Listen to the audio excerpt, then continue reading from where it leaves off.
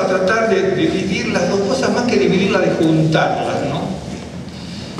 Porque nosotros veníamos hablando de lo que es el amor de la Biblia, ¿no? El amor tanto del Gesed, el amor del Rahamim, el amor de Dios, el amor que nos demanda, y así como también está expresado en el Brit Hadashah, ¿sí?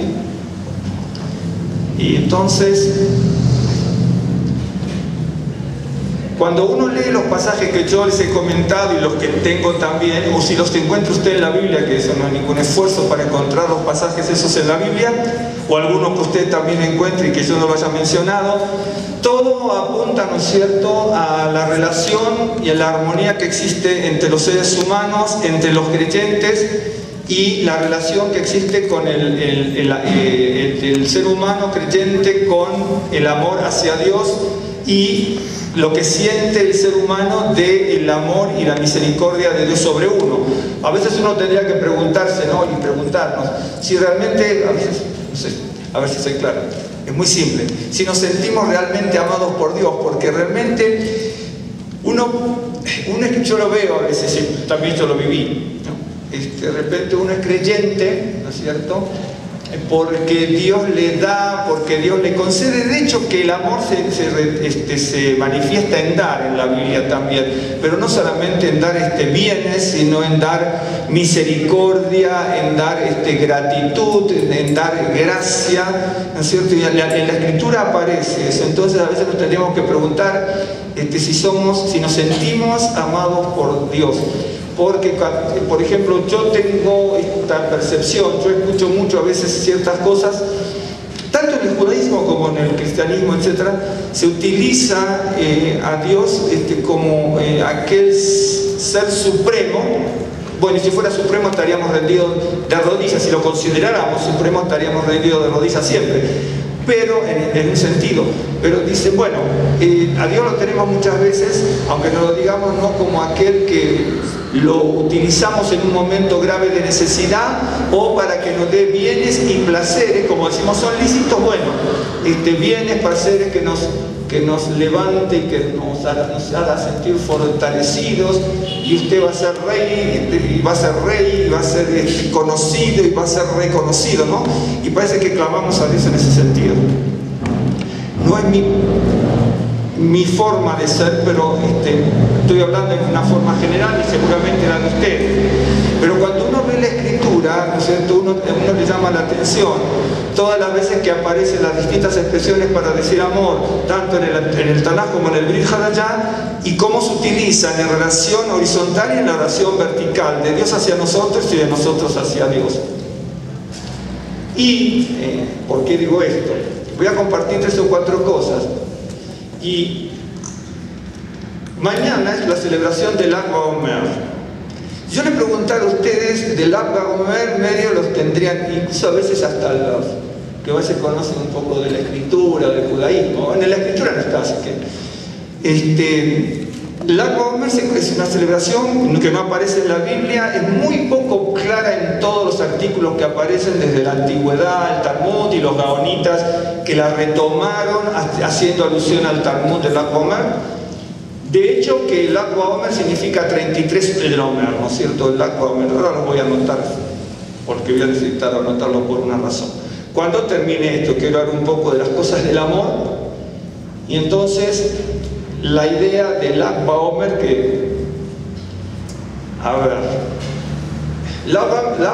la Biblia tiene, hablo de la Biblia tiene cosas interesantes, como alguna cosa de alguna escritura, hasta secular, porque uno puede leer una cosa secular y ve a lo mejor una novela y uno ve la trama de la historia, pero de repente cuando uno profundiza en la trama de la historia, ¿no es cierto?, que es bien atractiva, de repente cuando empezamos a leer entre líneas el autor nos quiso decir otra cosa, ¿no es cierto?, aún en la literatura secular, de hecho que existe.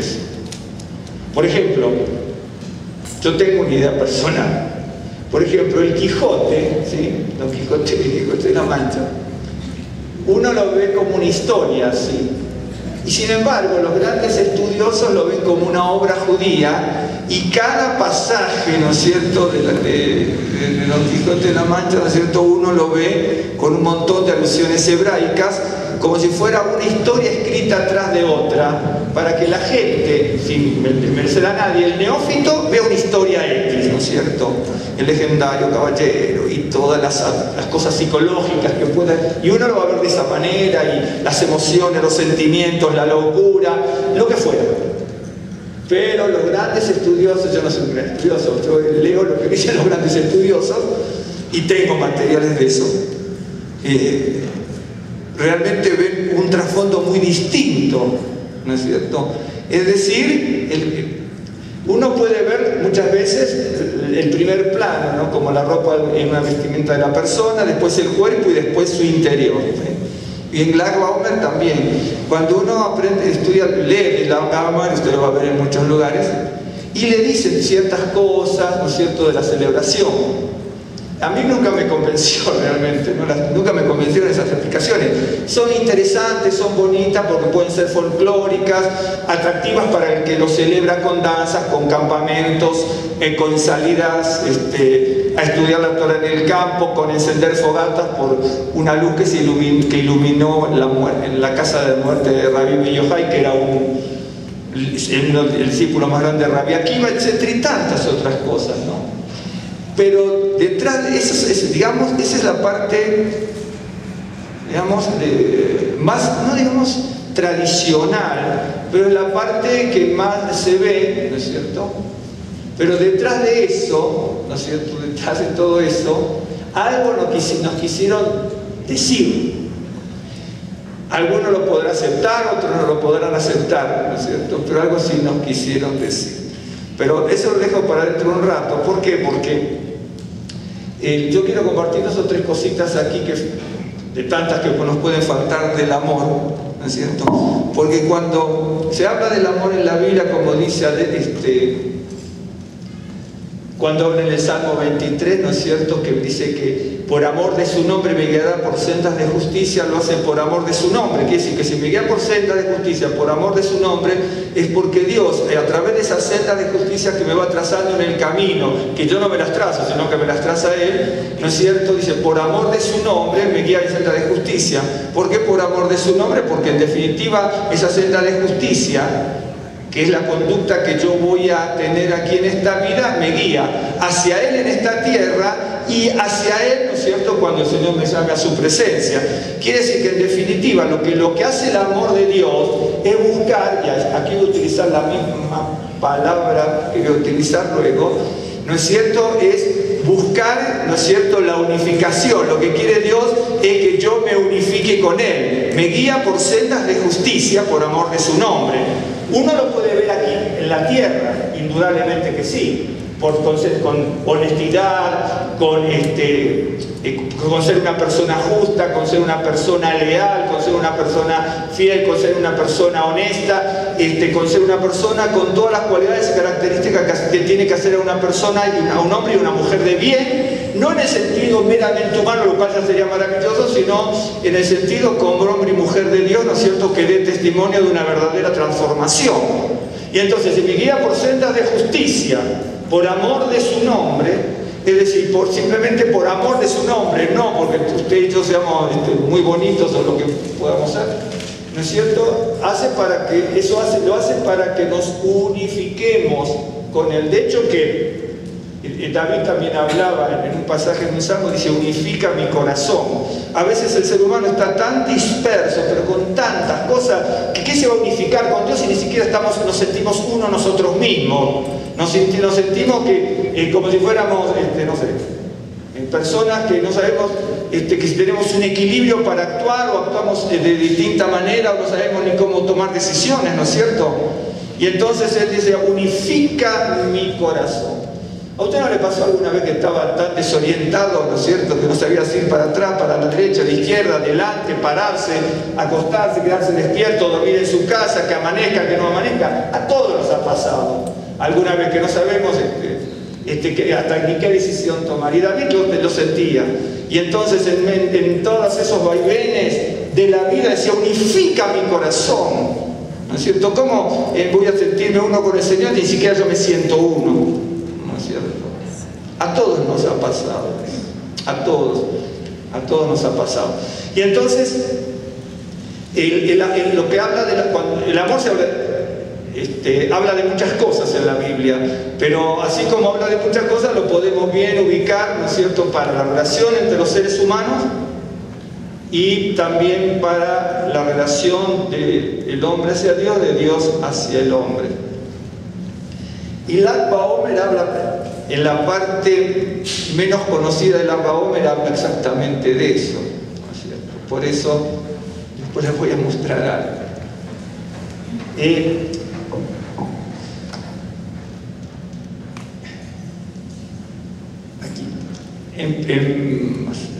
En Primera de Corintios,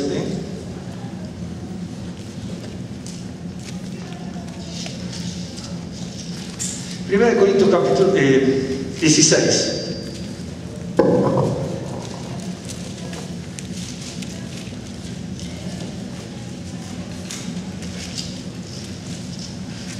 Déjenme ver exactamente el capítulo.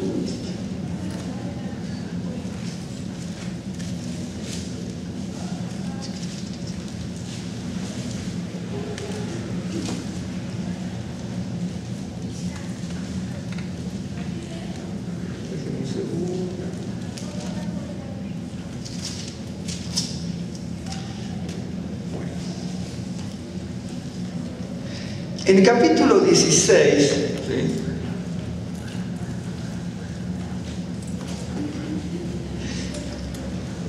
el rabino Pablo está hablando a la congregación acerca de las ofrendas y tiene que poner un ejemplo, ¿no es cierto?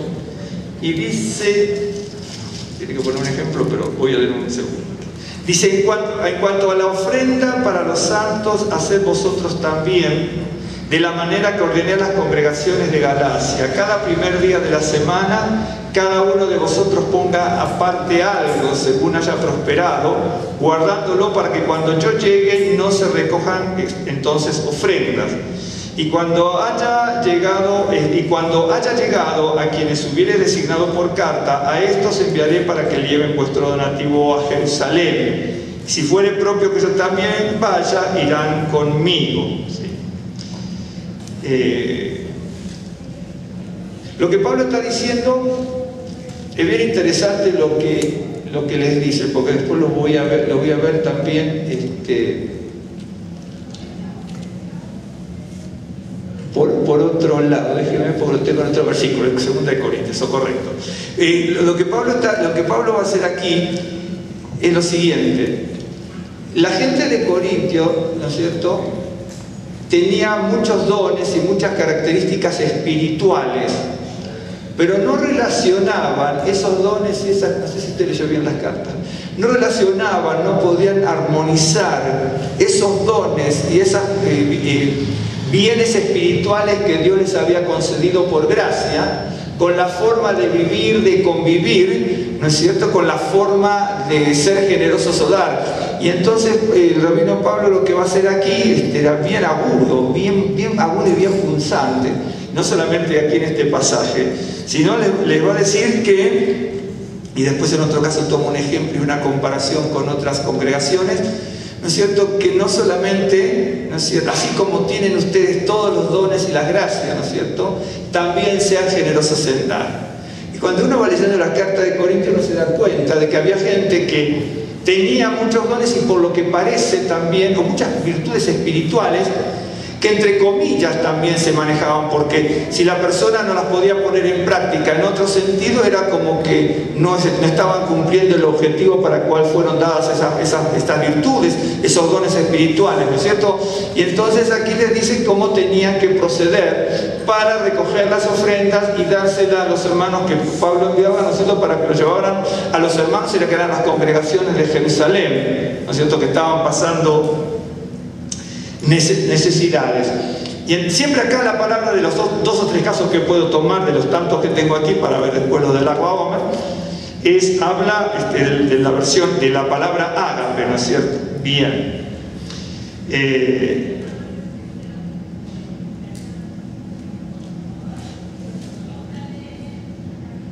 En el verso 14, ¿no es cierto?, dice así: velad, estad firmes en la fe. La palabra velad, no importa ahora el griego, es una palabra como que se puede traducir como sé diligente también, ¿no es cierto? La palabra velad aquí en griego significa también el que ama, a una persona que ama especialmente, ¿no es cierto? Diligentes. Una persona que es solícita, activa, anhelante. Esa es la palabra que se usa aquí en griego. Entonces, cuando dice estén velando, uno dice, bueno, dice velar. Uno, por ejemplo, usted está esperando a alguien que no llega, y dice, estuve velando, ¿no es cierto?, varias horas en la noche, por ejemplo, de día, lo que fuese, esperando, ¿no es cierto? Lo utilizamos por lo general en ese sentido, que también se entiende como ser diligente, ¿no es cierto?, responsable, porque si no, no estaría velando porque la ausencia de la otra persona le está inquietando. Y entonces lo que está diciendo acá dice, estén velando, sean diligentes, sean anhelantes, sean solícitos y estén firmes en la fe. Portaos varonilmente. Aquí, bueno, la mujer va a decir por qué dice varonilmente, porque la expresión es de andro, ¿no es cierto?, en griego. Significa portarse como varonilmente, habla de valientemente, se podría traducir también, pero la expresión es de hombre, amigo, compañero, varón. Esa es la expresión en griego, y entonces habla del varón que es valiente, que es fuerte, etc. Entonces por eso se dice portado varonilmente. Esa misma expresión, por el sentido que tiene en el contexto, la puede traducir como, sin temor a equivocarse, compórtense valientemente, ¿no es cierto?, y esfuércense. La palabra firme es interesante, bueno, pero simplemente esto, para no ver palabra por palabra, pero dice, estén velando, sean solícitos y diligentes. Les está pidiendo que sean generosos con las ofrendas, ¿no? Algunos van a decir, bueno, acá hay que pedir ofrenda, ¿no? Estamos hablando de esto, pero ahora voy a mostrar.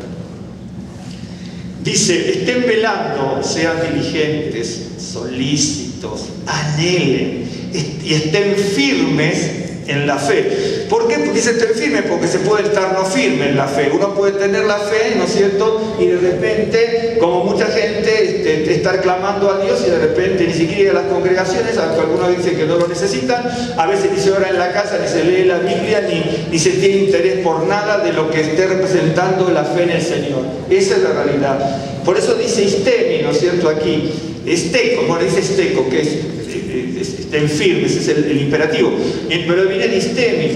¿Se acuerdan ustedes cuando Pablo le dice, en Efesios dice que no teníamos lucha contra carne y sangre, ¿no es cierto?, sino contra todas cosas espirituales, ¿no? Porque si no parece que cuando algo nos pasa mal, la culpa la tiene usted, ¿no es cierto?, y ya somos los enemigos entre los hermanos, con el vecino, con el compañero, con el familiar. Pero en realidad todo lo que pasa es una contienda espiritual, ¿no es cierto?, que la tenemos que manejar de esa manera. Y entonces en Efesios 6, cuando dice no tenemos lucha contra carne ni sangre, sino contra principados, potestades, huestes de maldad, gobernadores de maldad y gobernadores de las tinieblas y huestes de maldad en regiones celestes, que son todas entidades espirituales.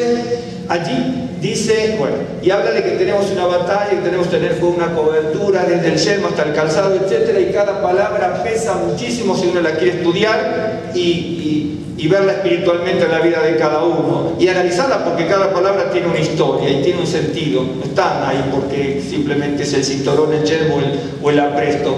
Y entonces dice, y habiendo acabado, ¿no es cierto?, la batalla, estar firme. Esa palabra firme, que aparece varias veces, también aparece aquí. ¿Se acuerdan ustedes? Se está hablando de toda una estructura de armadura, de una batalla, ¿no es cierto? Y de hecho que aparece la misma palabra aquí, ¿no es cierto? Si bien en otra conjugación aparece la misma palabra. La persona que escucha eso se da cuenta enseguida, se está hablando de una batalla, se está hablando de una armadura. Cualquier persona que está allí, acá no lo tiene por qué explicar, porque la gente que estaba escuchando ahí lo entendía.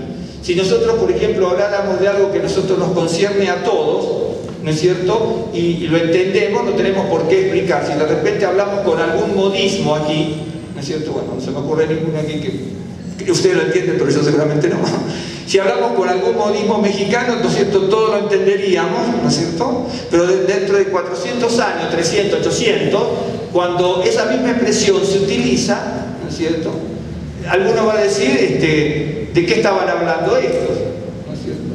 ¿Me entiende? Y a veces hablando, aún dentro de una misma época, hay un caso, le cuento esto, una vez lo contamos con algunos hermanos, pero esto es un caso real, porque era un familiar de Rosa. Había una persona que hablaba muy poco el inglés, amiga, y estaba en un tour en Argentina, ¿no?, cuando vino, no sé si la primera vez o alguna vez que vino, pero no hablaba prácticamente, perdón, español. Entonces, estaba en un tour en el centro de Buenos Aires y le están contando, ¿no es cierto?, dónde está la casa de gobierno, la primera ciudad, la ciudad vieja, la puerta de la ciudad, etcétera, etcétera. Y entonces decía así, porque bueno, acá teníamos las manzanas, pero hubo grandes problemas, tuvimos que correr las manzanas, diagramar las manzanas, etcétera, etcétera. Después, cuando terminó todo, le dice a la cuñada Rosa, dice, ¿qué problema tuvieron con la cosecha de manzanas? No tuvimos problemas con la cosecha de manzanas, el problema que tuvimos fue con por eso se llaman block, ¿no es cierto? Entonces nosotros no teníamos problemas con la cosecha de manzanas, sino con las manzanas en cuanto a la diagramación de la vieja ciudad, de la nueva ciudad, etcétera, ¿no es cierto? No es cuento, es un hecho real, ¿me entiende? Entonces, parece que si nosotros no conocemos las expresiones, los modismos, es un diálogo de sordos, directamente con respecto a lo que tenemos por algún problema de audición, ¿sí? ¿Me entiende? Imagínense, estamos en un mismo lugar, también con distinto idioma, pero imagínense, pasando siglos de los siglos, siglos de los siglos, ¿no es cierto?, y con distintas culturas, hay expresiones que tenían una carga, una intensidad profunda cuando se eligieron en el momento, y no tenían por qué explicar cada palabra porque la gente las entendía. Y entonces ahí dice, bueno, estén velando, sean diligentes, sean solícitos, anhelen. ¿Pero por qué? Porque le estaba diciendo que preparen las ofrendas. ¿Me entienden? Y entonces le dice, estén firmes en la fe. Miren, cuando uno analiza la historia de la palabra firme, es bien interesante. Ellos entendieron rápido, ¿por qué? Porque esa es la expresión que aparece también con otra conjugación, ¿no es cierto?, gramatical, aparece en Efesios. Y entonces, ahí dice, pónganse la armadura, tienen que luchar contra huestes espirituales, pero hay una lucha, dice, que no tenemos contra carne y sangre, y bueno, habiendo acabado esa lucha con toda la armadura, ¿no es cierto?, dice, estén firmes. Bueno, hoy tal vez no lo entendemos, yo lo expliqué varias veces, pero en su momento lo entendieron clarísimo. A veces se utilizan palabras, estoy tratando de buscar una que sea aquí en México y que entendamos todos. Por ejemplo, de México está tramposa, y de Argentina, para que entendamos todos. Pero, por ejemplo, vamos a tomar esta palabra. Los soldados romanos, ¿se acuerdan ustedes cómo se dividían en varios grupos? Según las épocas cambiaba la estructura del combate, ¿no es cierto? Los últimos que peleaban, cuando primero mandaban a algunos y si se solucionaba la cosa quedaba ahí, después mandaban a los lanceros, mandaban a los príncipes, etc. Pero todo depende según la época y en la historia, ¿no? Porque se modificaban a lo largo de los siglos la forma de combate. Pero los últimos que venían, se me fue la palabra, eran los, ¿cómo? Los triares, sí, pero eran los que se sacaban, esos grupos los que tenían preso a Pablo. ¿Centuriones? ¿Cómo? ¿Centuriones? Los centuriones no. Bueno, no importa, pero eran los triarii, ¿no es cierto?, que era la infantería romana. ¿Sí? De ahí se sacaban, eran los grupos de élite, pero eran los triarii, exactamente. Si usted se compra los libros de historia, está muy bueno, los de Herodoto y todo eso lo explica muy bien. No tienen que ser esos libros o algunos que tomen esos libros. Y entonces, ellos tenían una consigna, ellos venían con escudos grandes, ¿no es cierto? En una época fueron cambiando los avances, las estructuras. Y entonces, ellos iban gritando, porque ellos no podían retroceder. Por eso que se hacía la cobertura tertus, que era tortuga, ¿no es cierto? Se ponían los escudos así, y en los costados hacían un caparazón de escudo, está muy bueno, ¿no? Si usted se compra esos libros de Herodoto, eso explica maravilloso hasta con diagramas, explica cómo era el combate. Y desde atrás también. Y aparte giraban, porque algunos venían poniendo los escudos atrás, porque iban girando así. Entonces se cubrían, porque atrás no le ponían armadura, le ponían cuero nada más, porque el soldado, el verdadero soldado jamás da la espalda. Y entonces, por la duda, algunos se atreven a dar la espalda, aquí adelante te protejo, atrás no, porque ya era el último grupo y no podía retroceder el industrialismo. Y trato de acordarme la otra palabra que aparece en la Biblia y no me puedo acordar, ya me acordaré. Y entonces, esta gente, ¿no es cierto?, cuando avanzaba, ¿vio? Por ejemplo, incluso cuando avanzan los granaderos, también aquí, no sé si vieron en Argentina el problema con Antier, ¿no? Fue una bataola terrible. Y entonces ahí, incluso lo vimos en persona nosotros, como avanza, incluso ahí tenemos lo que acá llamamos granaderos, llamamos guardia de infantería, pero también nosotros tenemos otro grupo que ahora creo que se implementó aquí, ¿no es cierto? Le llamamos los gendarmes, son policías de frontera, ¿no es cierto? Pero esos gendarmes, no solamente son policías de frontera, están en la frontera los gendarmes, ¿no es cierto?, pero también en eventos especiales los mandan a otro lado, porque a veces usan tipos muy grandotes, ¿no es cierto?, y van avanzando, haciendo así, ¿no es cierto?, y van pegando, ¿no es cierto?, y gritando cosas, ¿no es cierto?, como para amedrentar al otro. Y nosotros lo vimos personalmente, íbamos por las rutas, cuando íbamos por todo el país argentino, qué sé yo, años, 25 años atrás. Y me acuerdo que había rutas cortadas y veíamos a los gendarmes avanzar, porque ahí le mandan a la gendarmería directamente. Ahí probablemente seamos un poco más, me da la sensación, para tomar decisiones así, para que actúe la policía, es un poco más decidido allá en Argentina que en México. Lo que acá se tarda 10 días, allá a lo mejor tarda 10 minutos en solucionar el tema en serio. Tenemos una actitud distinta, o tienen una actitud distinta en serio. ¿Me entiende? Pero a veces son cuestiones políticas, si conviene o no conviene tomar una decisión de desbaratar alguna situación indeseable para el país, no sé si se considera indeseable. Bueno, y entonces, y van gritando cosas, bueno, ¿me están siguiendo? Y usted lo ven acá también. Entonces los romanos, ese grupo de triares, lo que iba gritando era estén firmes, estén firmes, estén firmes. Cuando avanzaban, iban golpeando sus lanzas en los escudos contra el piso y decían estén firmes, estén firmes, estén firmes. Imagínense 2000 tipos que estén gritando así, ¿no es cierto? Se crea una especie de algo ahí entre todos los soldados y cada uno se da aliento, ¿no es cierto? Cuando yo jugaba al fútbol también me acuerdo que de repente las cosas no iban bien, porque cuando van bien nos reímos todos, pero cuando las cosas van mal, uno se empieza a gritar al otro en el deporte y le echamos la culpa, a mí me echaban la culpa y yo le echaba la culpa a los que no me cubrieron bien cuando yo salía una jugada, ¿no? Etcétera. Y entonces, en esos momentos cuando la cosa está mal, de repente varios gritos fuertes de alguno, aunque sean en una forma soez, ¿no es cierto? Aunque parezca mentira, es como que le levanta el ánimo y le dice, bueno, acá aunque me están gritando de todo y no me voy a achicar, no sé cómo hacer aquí, o a disminuir, ¿no es cierto? ¿Me entiende cómo es la cosa? Y entonces ahí decían los trialeses, estén firmes, estén firmes, estén firmes, estén firmes. Y hay veces esas expresiones que son, como aquí también usamos miles de modismos y no sabemos de qué se trata, son modismos, son eslogans, son como clichés. Y entonces lo que hoy nos parece algo que no se entiende, en aquel momento cuando se usa esa palabra, la gente judía, por ejemplo, que estaba ahí, los gentiles que ahora están crecientes allí, ¿sabe cuántas veces escuchaban en esas bataolas, ¿no es cierto?, que avanzaban los romanos por las ciudades y todo, que gritaban, estén firmes, estén firmes, estén firmes, estén firmes? Utilizan la palabra, les queda grabado aquí, ¿no es cierto? Les queda grabado y después ya la gente la conoce. Imagínense, esto lo digo porque saben que a mí me gusta, siempre me gusta el Chavo.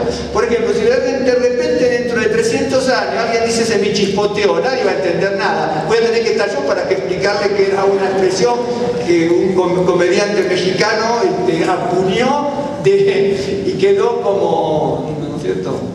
¿Me entienden? ¿Me entiende cómo es la cosa? Y entonces, hoy por ejemplo decimos el chispoteó, todos sabemos que puede haber venido el Chavo, no sé de dónde lo habrá tomado, lo creó, lo que fuese, ¿me entiende? ¿Ok? Y entonces, hoy lo entendemos, ¿sí? Pero dentro de muchos años no lo vamos a entender. o no lo van a entender. Y entonces, ahí por ejemplo, cuando decían estas expresiones, como sobre todo en Efesios, ¿no es cierto? Aquí aparece en otro contexto, pero en Efesios aparece la palabra stete, que significa estén firmes en el contexto de armadura militar, con toda su estructura, aparece en el contexto del combate, y entonces se entendía perfectamente. Entonces aquí el rabino Pablo podría haber a lo mejor utilizado otra palabra, ¿no? Y entonces dice, velen, estén firmes, ¿no es cierto? Steco, dice, steco, imperativo de stemi, esto que significa estén firmes. Y el otro, estén firmes, era stete, el grito en griego, que se utilizaba, ¿no es cierto?, en romano, en latín, y pasado al griego, que era stete. Esa es la realidad. Dice, pórtense valientemente, si ustedes tienen varonil, me parece bien, porque es la traducción literal. Son expresiones acuñadas que se utilizan. Y esfuércense. Bien. Entonces dice, todas vuestras cosas sean hechas con ágape, con amor. Cuando, yo después les voy a seguir diciendo algo, pero por lo que sigue aquí, dice, hagan todas las cosas con ágape. En realidad, siempre traduce ágape como amor. Si uno tuviese que dar el sincero o la sincera traducción y el significado de la palabra ágape aquí, para que uno lo entienda más, es perfecto amor. Ágape es amor, pero teniendo en cuenta las otras expresiones que se utilizan para amor, la palabra ágape significa casi perfecto amor, para que uno lo entienda. Porque si de repente usted dice filos, storgos es amor, perfecto, filos es amor, storgos es amor, ¿no es cierto? Entonces, ágape es amor. Entonces cuando uno lee, ¿no es cierto?, dice, bueno, todo es amor, amor, amor, pero la persona que está leyendo originalmente sabe que son distintas expresiones para significar determinados sentimientos, emociones, ¿no es cierto? Y ya en este caso varía. Porque ágape vendría a ser, para que nos entendamos nosotros y para que lo entienda yo también, significaría perfecto amor, teniendo en cuenta que todos entendemos lo que significa perfecto. Aunque la palabra perfecto no está aquí, pero en el concepto de ágape, en comparación con los otros amores, ¿no es cierto?, había que poner perfecto amor para que lo entendamos, ¿no es cierto? Porque podría decir aquí filos, bueno, háganlo con filos, con amor, ¿sí?, con un amor fraternal.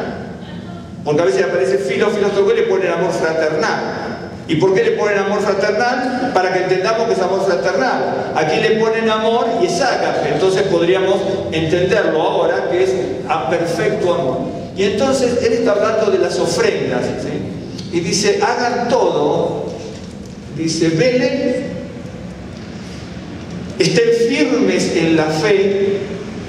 Si uno conoce la palabra y cómo lo utilizaban los trianí, ¿no es cierto?, significaba, estén firmes, quiere decir, no pueden retroceder, no pueden darse por vencidos, ¿no es cierto? Y se utiliza esa palabra, estén firmes en la fe, es decir, no retrocedan en la fe, manténganse en la fe, y después también lo va a decir con otras palabras, reafirmen y ratifiquen, aunque aquí realmente es, estén firmes, ¿sí?, en la fe. Y luego dice, todas vuestras cosas sean hechas con amor.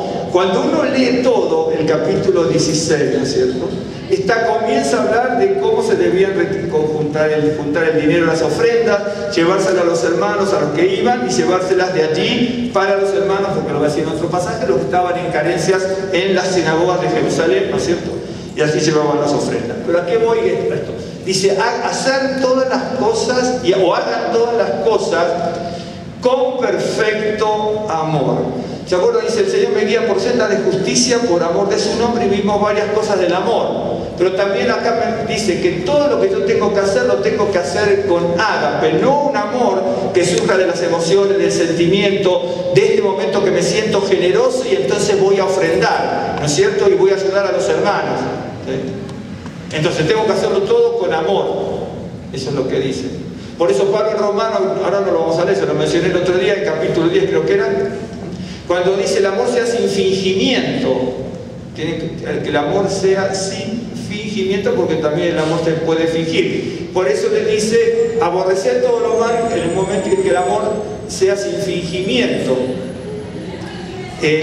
Y acá nos dice que hagamos todas las cosas, ¿no es cierto?, con amor. No dice una cosa, que todo lo que se haga sea con amor. ¿Por qué? Porque a veces somos ventajeros, a veces uno incluso busca la amistad, ¿no es cierto?, para sacar alguna ventaja, por alguna comodidad, para sentirse respaldado.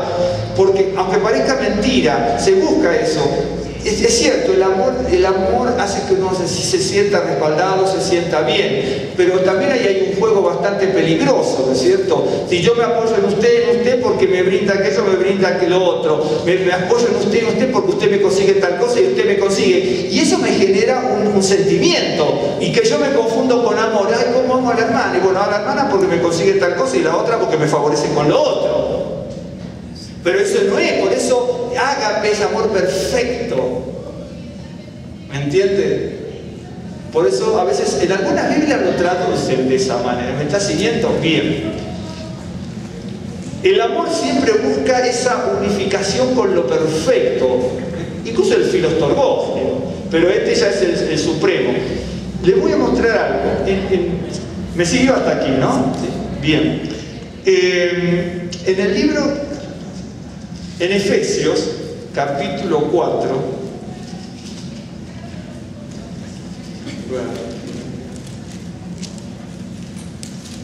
capítulo 4,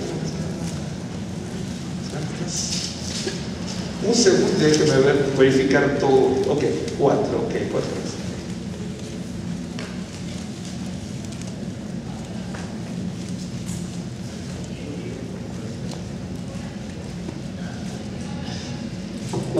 Efesios 4, verso 1.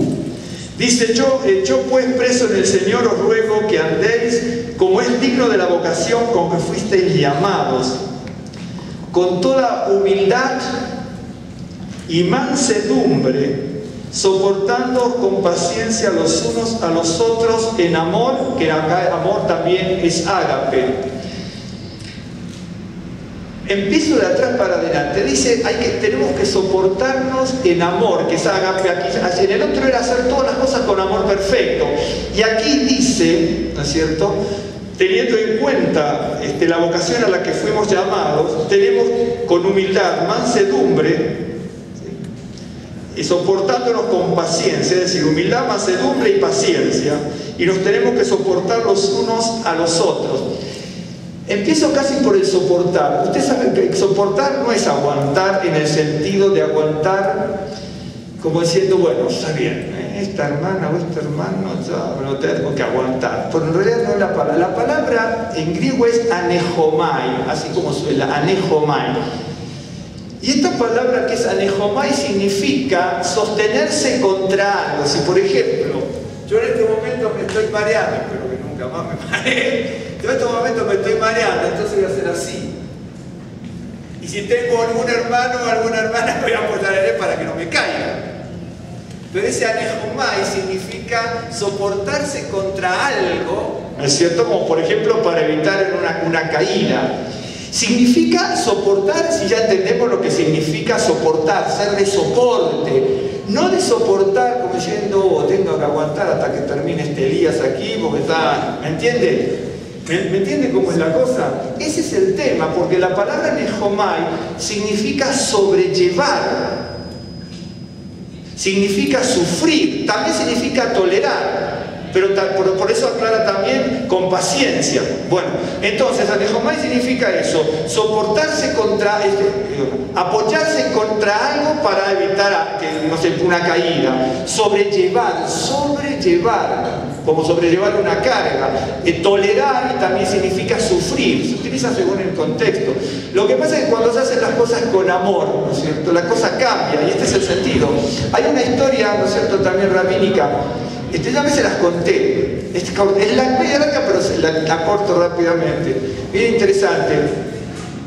Hay varias historias de cómo se soportan los unos a los otros, rabínica, ¿no es cierto? Y entonces hay un chiquito, ¿no es cierto?, que va llevando a su hermanito, ¿no es cierto?, porque estaba lisiado. Entonces lo tenía que llevar siempre al colegio, lo llevaba. Y siempre lo cargaba a su hermanito. Y entonces una persona le dice, siempre te veo que cargas a tu hermanito, dice, todos los días, dice, qué dura carga que tienes por llevar. Dice, no es duro, es mi hermano. ¿Entiendes? Si es mi hermano no me pesa nada. ¿Entiendes?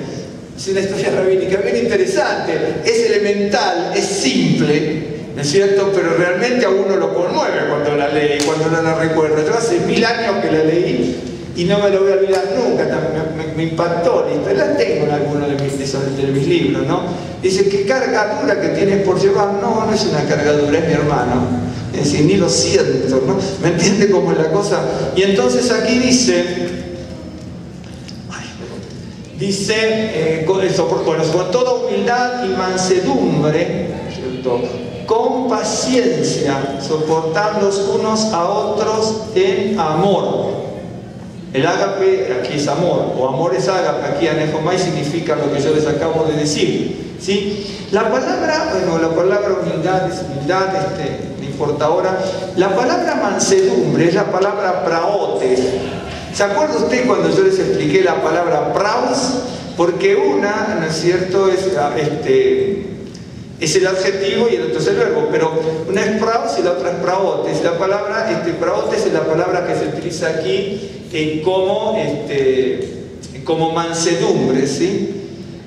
Acuérdense, la palabra mansedumbre aquí en praotes es tremendamente interesante, como yo te los expliqué. No es con mansedumbre, siempre recuerden, no es una persona que no tiene capacidad para actuar, o una persona que se acobarda, o una persona que es sumisa en el sentido de servir. No es eso, porque la palabra justamente aparece 3 veces la palabra praus, una en primera de Pedro y la otra es en Mateo refiriéndose a Yeshua, y la otra cuando ahí mismo en el Nuevo Testamento se refiere que Moisés era manso. Son las 3 únicas veces que aparecen como praus, ¿no es cierto? Praotes aparece más, no sé si 11 veces, creo. Sí, 11, 12, 13 veces.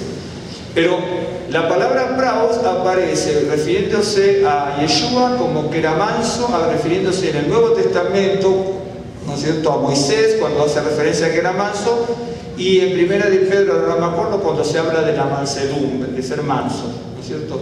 Y entonces esa palabra manso la tenemos que asimilar y asumir bien, porque si nosotros decimos manso es la persona, ¿no es cierto?, que no tiene capacidad para reaccionar, ¿no es cierto?, o que es indolente, entonces estaría muy mal aplicada para Moisés y estaría pésimamente aplicada para Yeshua, ¿no es cierto?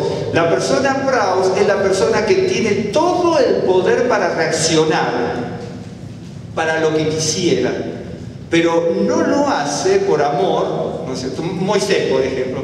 Moisés, cuando era un ataque contra Dios, reaccionaba inmediatamente. Cuando era contra él, no. Cuando era contra él que lo quería matar, se tira contra el piso para rogar, ¿no es cierto? Y cuando vio que se construyó el becerrodero, rompió las tablas y dice, bueno, el que esté con el Señor, que venga conmigo, y los levitas mataron a 3000 disidentes. Es decir, la persona praus es el que sabe tomar con autoridad las decisiones en el momento que corresponde, pero no quiere decir que sea ni indolente, ni que sea servil, ni que tampoco no tenga capacidad para reaccionar, sino que en definitiva, como lo utilizaban también los griegos, ¿no? La palabra aipraote significa, si uno lo pudiese traducir, ¿no es cierto?, o entender como el poder, ¿no es cierto?, todo el poder pero controlado, poder bajo control.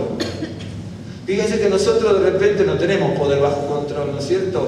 A veces Dios nos toca algún sensor, ¿no es cierto?, de alguna fibra íntima, y reaccionamos que ya el Espíritu Santo no sé dónde queda, ¿no? Ya nos olvidamos de todo. ¿Vio que de repente, a usted no le ha pasado? A usted no le pasa, por ejemplo, que día que uno se levanta más o menos bien, ¿no es cierto? Y si alguien no sé, para que suba alguien se esté primero, si se golpea por, ay, perdón, ¿no es cierto? Y otras veces uno va por la calle y ya, ¿me entiendes?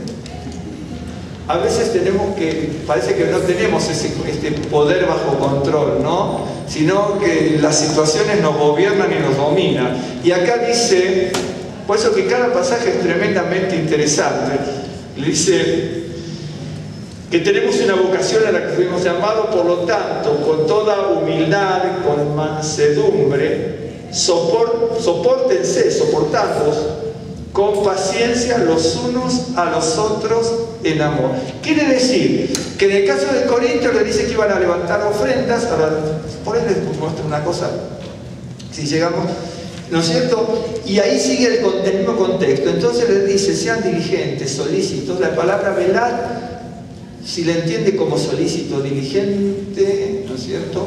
O anhelante. La palabra velar queda media diluida si no la entendemos.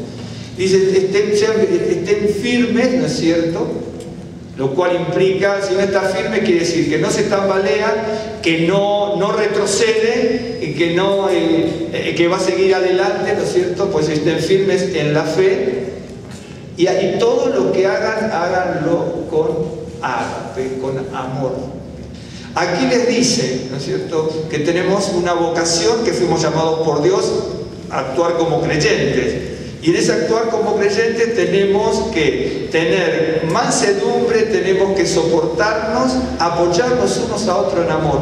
Es decir, casi sufrir con el otro, ¿no es cierto?, lo que le está pasando. Casi no, sufrir con el otro lo que está pasando, que otro, mire, hasta las canciones, hasta las canciones seculares, ¿no es cierto? ¿Se acuerdan de esa canción que dice, pon tu cabeza en mi hombro? No sé. Hasta la clara, es cierto. Hay otra canción que dice, si necesitas un hombro, es también una canción de un conjunto inglés que dice, es una canción muy bonita, dice, si necesitas un hombro donde apoyar tu cabeza, hasta aquí está mi hombro, ¿no es cierto? ¿Me entiende? Hasta las canciones, hay canciones seculares que pueden ser una porquería y puede serlo, pero hay canciones que hay gente que ha escrito cosas humanas, y es cierto. No voy a decir de quién es, pero es cierto. Bueno, exactamente, la única que vamos a hablar es de los bichizas, no sé si ninguno los conocen, son todos muy jovencitos ustedes. Claro, entonces en un momento dice, corre a mí, ¿no es cierto? Y acá está, si tienes también un hombro donde apoyar tu cabeza, ¿no es cierto? Hasta los seculares lo usan, ¿no? ¿De acuerdo? Y aquí lo que está diciendo también es esto. Aunque parezca mentira, a veces hasta el mundo tiene el ingenio de componer, ¿no es cierto? Seguramente lo sentirá. Y acá dice entonces soportándose, apoyándose, y la idea es sostenerse el uno con el otro en amor. Entonces, dice que todo lo que tengo que hacer, lo tengo que hacer en amor, preparándome para dar a los necesitados que estaban en Jerusalén, por ejemplo.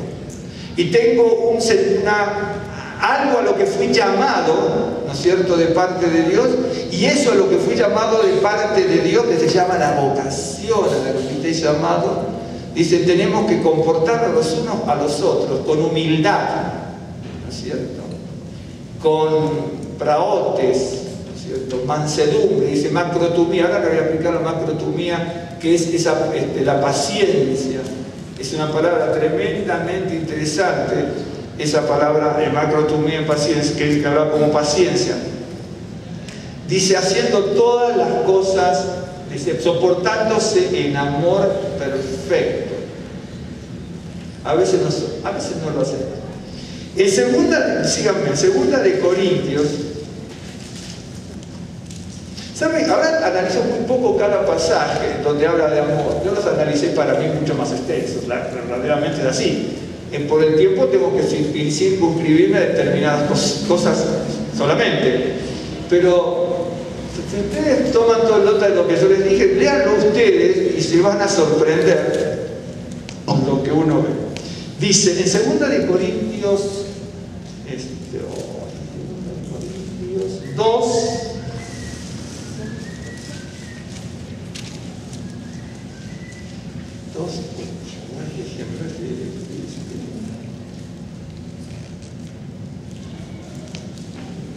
un segundito,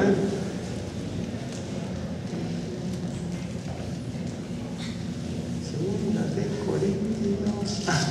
Por eso, porque tengo mal el número. Segunda de Corintios 2.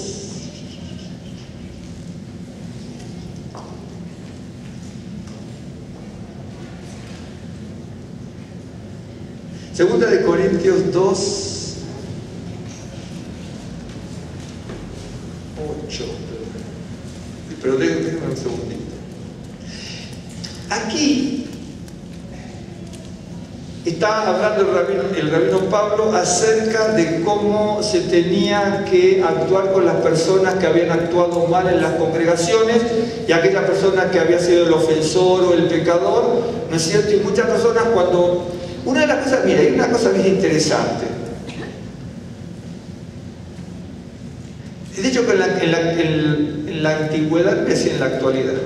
En la antigüedad, por ejemplo, había ejércitos que mataba a sus heridos, ¿no es cierto?, en el campo de batalla, porque decía, bueno, si tengo tantos heridos, y recoger a los heridos, o algunos que tengo más lejos, va a implicar, ¿no es cierto?, estoy diciendo lo que se pensaba, no lo que pienso yo. Entonces, implicaba que de repente tengo 200 heridos en el campo de batalla y entonces necesito 500 hombres porque cada 2 hombres me tienen que traer un herido. Y si se notaba que el ejército enemigo podía avanzar, ¿no es cierto? No solamente tengo 200 heridos en el campo, sino que tengo 500 en potencia que pueden estar heridos o morir. Y en la antigüedad, ¿no es cierto?, hubo ejércitos, no tan antiguos, pero en la antigüedad y en la no tan antigüedad, no voy a decir para no herir susceptibilidades de ancestros nuestros, ¿sí? Pero podría decirlo, porque siempre me gustó la historia. Y entonces, pero no voy a decir. Y entonces se mataban a los heridos, o ciertos heridos, para evitar que entorpecieran el camino, ¿no es cierto?, para los demás combatientes. Y a veces pasa, ¿no es cierto?, que casi los creyentes, ¿no es cierto?, incluso más en el judaísmo pasaba, acá en la Biblia, en el Antiguo Testamento se ve, ¿no es cierto?, como que de árbol caído todos hacen leña, ¿no es cierto?, y parece que a veces los creyentes, ¿no es cierto?, somos el único ejército que mata a sus heridos en vez de restaurarlos, ¿no? Es cierto. Y no solamente los creyentes ahora, en cuanto a los creyentes de Yeshua, sino aún dentro del judaísmo, ¿no? En vez de restaurar a la persona, ¿no es cierto?, se le tritura, ¿no es cierto?, cuando dice, hizo esto, hizo aquello y lo otro. Entonces, incluso más, a veces hasta los momentos de oración cuando se hacen en las casas, en las células, ¿no?, y todo, tiene que ser muy bien controlado por el espíritu, porque si no, los momentos de oración, ¿no es cierto?, se vuelven paradójicamente el vínculo del chisme. Y entonces, en vez de cumplir con el objetivo para cual fue la vocación llamada, ¿no es cierto?, como dice allí, entonces, bueno, empiezan a orar y entonces nos reunimos 7 o 8. Entonces, la persona en cuestión puede no estar. Y entonces yo le digo, yo te digo, estoy en confianza y soy un chismoso recalcitrante. ¿No me entiende? Entonces, a veces el momento de oración, que es un momento para buscar la bendición, la sanidad, la protección, el crecimiento, la restauración, la revelación, la armonía y todo lo que nos lleva, lo que sería la tefila, el concepto de tefila, ¿sí?, se vuelve el vínculo del chisme y no cumple el objetivo para lo cual fue llamado. Yo, por ejemplo, cuando las congregaciones, incluso en el judeo-mesianismo se usa mucho, y sobre todo en Estados Unidos, en el judeo-mesianismo se usa mucho tipos, llamémosla célula, algunos le llaman célula, grupo de hogar, grupo casero, grupos familiares, semilla, espiga, cada uno le da el nombre que mejor le parezca para que los identifiquen. ¿Sí? Realmente yo he visto, créanme, lo he visto en Sudamérica, en Argentina y en Estados Unidos, estragos con los grupos caseros. Si no hay una elevación espiritual, ¿no es cierto?, realmente se vuelve un coloquio de sordos, un coloquio de sordos, y además lo único que se utiliza es para saludarse un poco, tomar café, té, ¿no es cierto?, en vez de eso. Yo no soy muy partícipe de eso, salvo que esté muy bien controlado, muy bien organizado, porque si no realmente se vuelve el vínculo del chisme, ¿no es cierto?, y justamente es la antítesis del objetivo para lo cual uno se debía reunir. Y aquí está Pablo hablando de eso. Entonces está hablando de la persona que tiene que ser restaurada. Dice, pero si alguno me ha causado tristeza, capítulo 2, verso 5. Pero si alguno me ha causado tristeza, no me ha causado a mí solo, sino en cierto modo, por no exagerar, a todos vosotros. Le basta a tal persona esta reprensión hecha por muchos. Así que al contrario, vosotros más bien debéis perdonarle y consolarle. ¿Por qué? Porque en un momento Pablo está diciendo, bueno, tal persona que cometió tal cosa, había que hacer tal cosa, pero después dice, bueno, ya con esto han aprendido, entonces tienen que perdonarla, restaurar a la persona. ¿Vieron cuando a veces alguien hizo algo, no? Le damos, una persona que comete un error o un pecado, ¿sí? Le damos y le damos y le damos, pero el creyente está diseñado, si está en ágape, diseñado para perdonar, restaurar y que la persona cambie, ¿sí? Pero tiene que cambiar, arrepentirse, cambiar, pero los demás tenemos que tener en ese ágape el potencial y la capacidad para restaurar y perdonarle. ¿Sí? Pero a veces directamente no se hace eso. ¿Sabe por qué no se hace? Porque no estamos en una sujeción del espíritu. Por ejemplo, yo he visto 1000 casos de esto, te lo digo porque lo vi personalmente. Ahora en marzo cumplimos con Rosa, exactamente el 20 de marzo, cumplimos con Rosa 30 años en el judeo-mesianismo. Y hemos recorrido mucho. Y no sabemos mucho, pero hemos aprendido algunas cosas. Y entonces, cuando uno ve lo que hacen muchos hermanos, por ejemplo, cuando alguien comete algún error, ¿no es cierto?, es o separar a la persona, ¿no es cierto?, o empezar a decirle a uno, a otro, ¿no es cierto?, la falla o el pecado de la persona. Y sin embargo aquí, ¿no es cierto?, dice en un momento, bueno, que había que echarlo, después tomarlo y arrepentirse, que si la persona se arrepintió, restaurarlo y que se integre nuevamente a la congregación. Y entonces, ahora le voy a contar algo así. Así que al contrario, vosotros más bien debéis perdonarle y consolarle, para que no sea consumido de demasiada tristeza, por lo cual os ruego que confirméis el amor para con él. ¡Qué bárbaro! Yo tengo que hacer las cosas en el ágape, en amor, todo lo que haga lo tengo que hacer con ágape. Dice, aquí tienen que juntar las ofrendas, no tienen que juntar las ofrendas, háganlo con ágape, por amor. Y después les va a decir en un momento, ustedes tienen los dones, ¿no es cierto? Espero que también sean solícitos con las ofrendas. ¿Me entienden? Una cosa tremenda. En el otro caso le dice, aparte, soportense, apóyense con amor. Si usted tiene algo en lo que tenga que o pueda respaldarse en mí, lo tiene que hacer y yo en ustedes, pero en general con los hermanos, ¿no es cierto? Tengo que hacer las cosas con perfecto amor, sobrellevar las cosas, apoyar, sufrir con el otro en amor, porque la palabra nehomai también significa sufrir en griego, ¿sí? Y dice reafirmar el amor perfecto, por lo cual os ruego que reafirmen vuestro amor para con él. ¿Sí? Fíjense qué interesante, la palabra reafirmar la conocemos. Esta palabra es bien interesante, se la voy a contar. Esta palabra que dice reafirmar es esta. Pues el otro es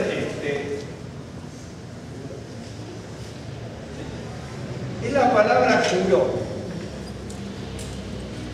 Casi es parecida a como se escribe en el griego, nada más que si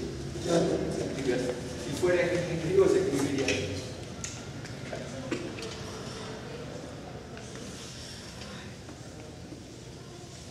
¿Cierto? O-me. Esta palabra es tremendamente interesante. Pues yo he buscado y a veces cuando quiero reafirmar tengo que buscar en las palabras en la Biblia que tengo en griego. Entonces, la palabra juró significa ejercer autoridad, confirmar, ratificar. ¿Sí? Yo ya no las sabía, yo estaba buscando hace un tiempo atrás en todas esas palabras. Y entonces, ¿usted sabe dónde viene esta palabra curó? Es tremendamente interesante. ¿Vio cómo se dice en griego Señor? Cuando se habla de lo supremo, la divinidad, se dice curios o quirios. ¿De acuerdo? Entonces la palabra curios o quirios significa, en realidad significa supremacía originalmente. El quirios, lo que nosotros tenemos como Adonai en el Antiguo Testamento, en el griego es curios o quirios, son las dos formas de deletrear esa expresión. Entonces, curios o quirios significa originalmente supremacía, luego significa suprema autoridad. Luego, entonces, el que tiene supremacía o suprema autoridad es el Señor. Entonces, el que tiene supremacía, suprema autoridad es el Señor, es el Maestro y por lo tanto Dios. Por eso, lo que en el griego se dice, en el Antiguo Testamento se dice Adonai, en el Nuevo Testamento aparece como para traducir la palabra curio o quirios, que significa suprema autoridad, supremacía. Por ende, el que tiene supremacía o suprema autoridad es el Maestro, y por ende es el Señor, y por eso la divinidad, en este caso, se puede traducir como lo entendemos. Yo no tengo ningún problema en decir la palabra Dios, porque en todos mis libros hebreos tengo la palabra Dios, en todos, salvo en algunos que dice eterno, o en otros que no, pero todos tienen esa palabra. Y yo no tengo ningún problema. Y entonces la palabra curó, que es la palabra esta reafirmáis o ratificar, esa palabra ratificar, confirmar o reafirmar, que significa ejercer autoridad, viene de la palabra curios, que significa supremacía y por lo tanto es el Señor. Y esa palabra es la que aparece aquí. Quiere decir que me está diciendo que por lo cual os ruego que reafirmen. Viene de esa misma palabra, tiene un peso, primero que tiene una historia hermosa, y además tiene un peso muy profundo, ¿no es cierto? Porque la otra palabra significa supremacía, porque es el que ejerce autoridad, y de ahí viene curó, que significa ejercer esa autoridad y confirmar y ratificar, ¿no es cierto? Y bien interesante, yo tengo una versión también en el Nuevo Testamento que dice ratifiquen vuestro amor, ¿sí? Ratifiquen. ¿Usted sabe lo que significa ratificar? Es bien interesante. Ratifacere, sí, ratus facere. Ratus viene ratificar, porque sería la que mejor ratifiquen. Bueno, reafirmar, usted sabe lo que es. Yo afirmo tal cosa, digo tal cosa, asevero tal cosa y lo reafirmo, le hago esa revalidación. Bueno, entonces dice, por lo cual os ruego, curó, que ratifiquen, que sería la traducción también de la palabra. Ratus significa válido en griego, ¿no es cierto? Y facere, ratus facere, hacer válido. Pero ratus significa válido o hacer un cálculo perfecto. Dice calcular perfectamente, estimar perfectamente, evaluar perfectamente. Entonces lo que me está diciendo, que de una forma perfecta haga el cálculo y valide mi amor para con la otra persona. ¿Me está siguiendo? Porque dice afirmen. No es porque tengamos que saber el origen de cada palabra, pero si yo le digo, bueno, mira, afirmemos el valor, el amor para con la otra persona, ¿no es cierto? Ratifiquémoslo, yo te lo ratifico, ¿no es cierto? No es solamente eso, porque ratificar significa hacer válido, ratus en griego es hacer válido algo y hacer un cálculo perfecto y estimar algo perfecto, ¿entiendes? Entonces yo tengo que hacer una valoración y una evaluación perfecta en esa confirmación de mi amor hacia el otro. Es decir, ¿me está siguiendo? Es una cosa maravillosa. Es una cosa maravillosa. Nosotros a veces no nos movemos en ese espíritu, ¿no es cierto? ¿Vieron cuando de repente queremos arreglar algo con esta persona? Entonces digo, ay, mira, hermano, tal cosa, y el otro viene y dice, no, está bien, si yo te perdono. No me está perdonando, me está sacando de encima, más o menos. Pero aquí está justamente diciendo una cosa totalmente distinta. Le dice 2.8 también dice: por lo cual os ruego que ratifiquéis, que confirméis el amor para con él.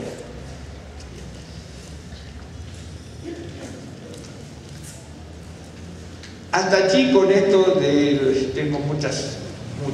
Pero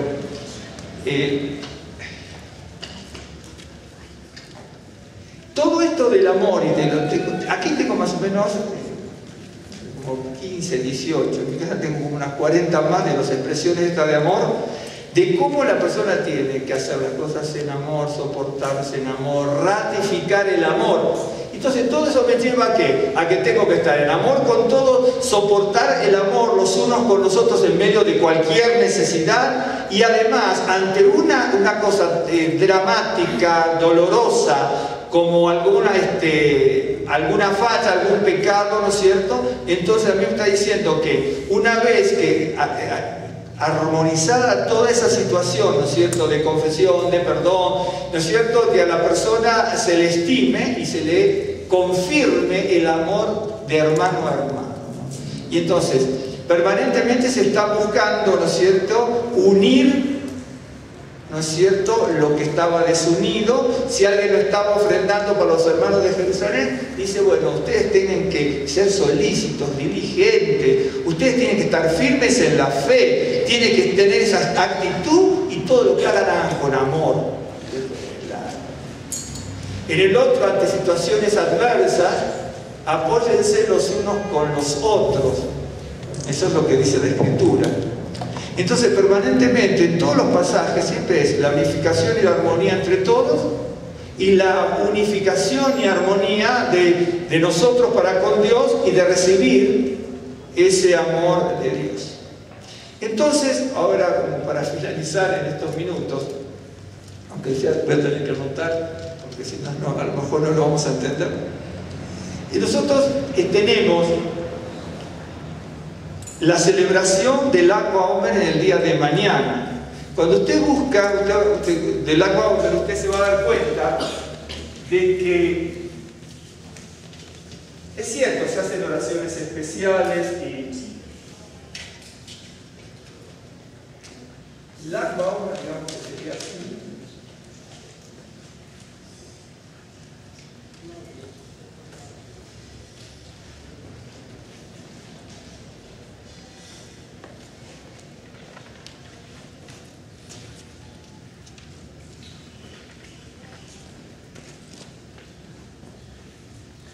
Acá dice Lag BaOmer.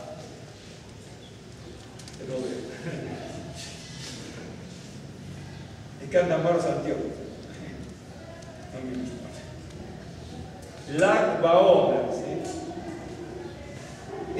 Bueno, veo que acá yo le puse unas comillas, ¿no? Esto significa que no es una palabra, es una sigla. Entonces voy a decir que es una sigla. Entonces, L es el número 30 y la Gimel es el número 3. Por lo tanto, esto suma 33. BaOmer, ¿no es cierto?, significa 30, porque en definitiva Lag BaOmer significa 33 del, o en, lo pongamos del Omer. ¿Me está siguiendo? Bien. Presten atención. Tal vez lo entiendan fácil, o yo voy a tener dificultades para explicar, pero yo y ustedes lo van a entender. La celebración del Lag BaOmer es una celebración que se celebra en el día 33, por eso es Lag, es una sigla, 33 del Omer o 33 en el Omer.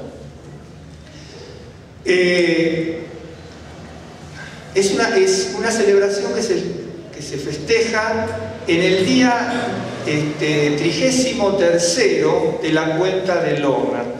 ¿Se acuerdan ustedes que a partir de Pesaj, ¿no es cierto?, a partir del segundo día de Pesaj, que sería el 16, hubo distintas opiniones, incluso vertidas en el Talmud, ¿no es cierto? y posteriormente, bueno, está allí, no posteriormente, no está allí. Fue. Entonces hubo distintas versiones de cuándo se debía comenzar a contar el Omer. Entonces prevaleció una posición que el Omer, que dice ahí la gavilia, porque Omer significa gavilia, Omer significa literalmente gavilia y es una medida de cereales, ¿okay? Entonces prevaleció una posición que dijeron, bueno, tenemos entre el 14 y el 15 pesas, a partir del 15, aunque el 14 también hay matzot, hacemos del 14 al 15 pesas de Nisan. El 15 comienza los matzot, y luego por 49 días dice, contaré 7 semanas de semanas, dice, contaré 49 días, ¿correcto? Cuando comenzamos a contar, para hacer corta la historia, prevaleció la posición de que había que comenzar a contar del 16 de Nisan. 14 y 15 entre las 2 tardes pesas. El 15 específicamente dice matzot, y luego la gavilla, elevar la gavilla, dice para que vosotros seáis aceptados, ¿no es cierto? Entonces tengo el cordero, marcar la sangre como era en Pesaj en Egipto, porque ese fue el primero, ¿sí? Los matzot, y el día 16, a partir de ahí empiezo a contar la primera gavilla. Se hace una acción, bendito el estudio, ya te la enseñaremos. Dios, el Rey del Universo, que nos santificaste con tu palabra y nos diste a contar el Omer, el primer día del Omer, hacia el segundo, el tercero y el cuarto. Entonces, en Pesaj, ¿no es cierto?, nosotros tenemos la restauración de nuestras vidas, la liberación de la esclavitud. Y entonces, eso era un paresácimo. A partir de ahí tengo que hacer un conteo de esa gavilia, ¿no es cierto?, con la cual se iba a hacer el cereal, y la tengo que elevar durante 49 días. ¿Sí? Porque tengo que hacer ese conteo. En Pesaj me libero de la esclavitud del pecado, ¿sí? Y a partir de allí tengo que ir recordando un Omer tras otro Omer hasta llegar al 50º día, que es Shavuot, Pentecostés, porque es la recepción de la Torá. Yo no puedo recibir la Torá sino, no solamente yo puedo recibir la Torá porque ya estoy redimido, pero por alguna razón Dios dice, bueno, ustedes están redimidos y de aquí a 50 días reciben la Torá. Pero Dios nos conoce mucho, entonces estamos redimidos, pero mejor que cuenten día a día la gavilla. ¿Se acuerda? La gavilla era la que se elevó. Yo tengo Pesaj, que es el cordero que me redimió. Tengo panes ácimos, que significa santidad. La gavilla dice, y elevaréis la gavilla para que cuando la eleve yo los acepte. Es decir, tengo el cordero que me redime, tengo la santidad en los panes, el símbolo de la santidad, y tiene que ser elevado. La gavilla la primera era elevada, siempre elevada para que el Señor acepte todo este ofrecimiento. Pero de ahí hasta recibir la Torá por 50 días, ¿no es cierto?, tengo que ir contando una gavilla, 2 gavillas, 3 gavillas, y hasta así llegar a la 49 y la 50. Pero recuerden que la primera gavilla era la que se elevaba para que el Señor me acepte. Por lo tanto, dice, aquí tienes la redención y la santidad, y esta te elevo, y a los 50 días la Torá.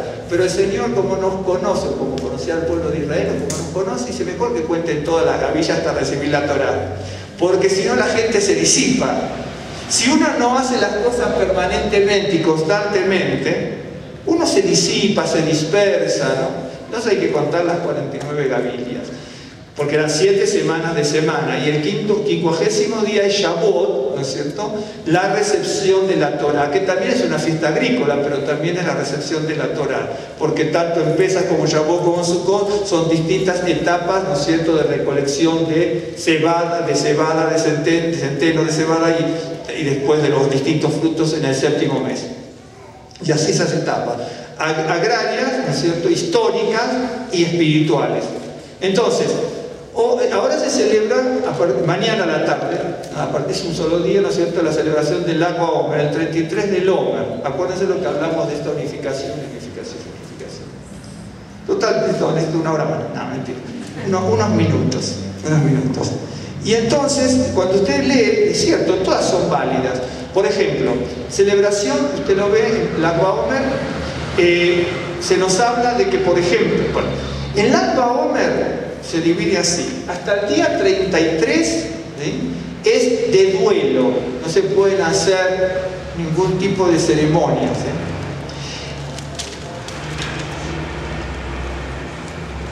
Del 33 al 49, ¿cuántos días me faltan? Rápido. 16. Faltan 16.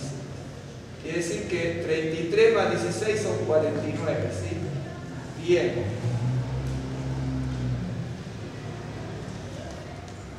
Ahora, pero esto presta atención.